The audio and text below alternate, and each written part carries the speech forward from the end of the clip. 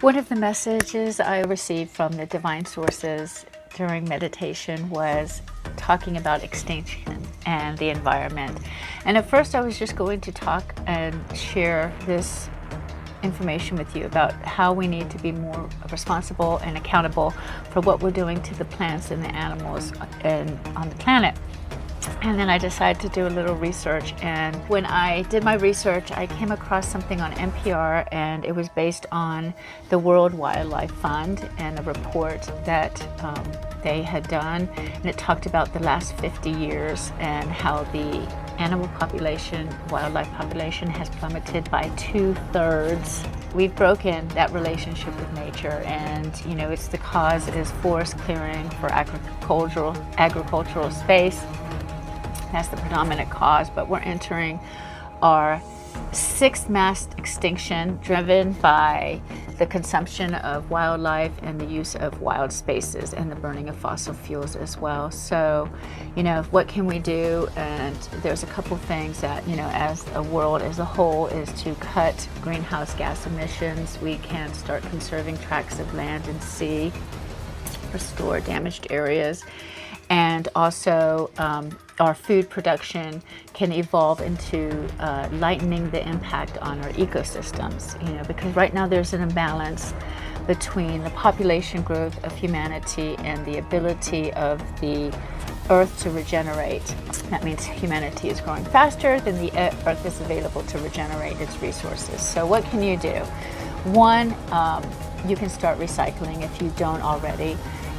Especially plastics, being aware of your use of plastics. And if you use glass, I use glass all the time to store my leftovers and things like that. Of course, I don't put them in the freezer, but I use them in the refrigerator to store my leftovers instead of plastic. Become vegetarian or vegan, a vegetarian diet that's based on peas or beans or nuts, other plants like that, without meat and dairy. And because that farmland could be reduced by 75% doing that.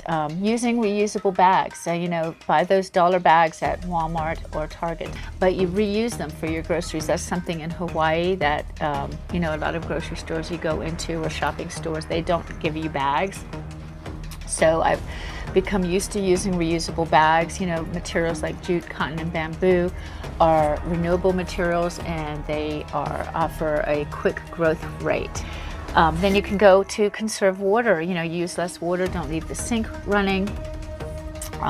We have a water tank here in Hawaii, so rainwater is how we get all of our bathing or washing water, and then drinking water comes from a spring, a natural spring here on the island. But you can, get your own water tank, or just start conserving your water usage. Be more aware of what you are using.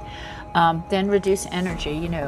We have a power switch on our power here, and every night I flip it off.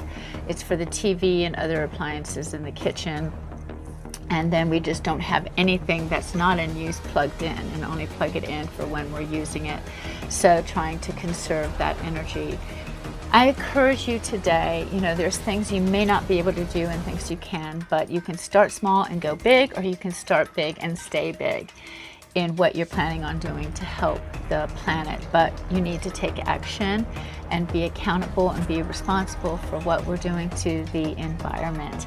We have to be aware of what we're doing and stop it, and decide to start restoring some of these things and repairing the damage we've done. So I encourage you to start with something today so that your great-great-great-great-grandchildren can see animals that we have today, and everything won't be extinct, and our planet will be full of clean air and beautiful landscapes.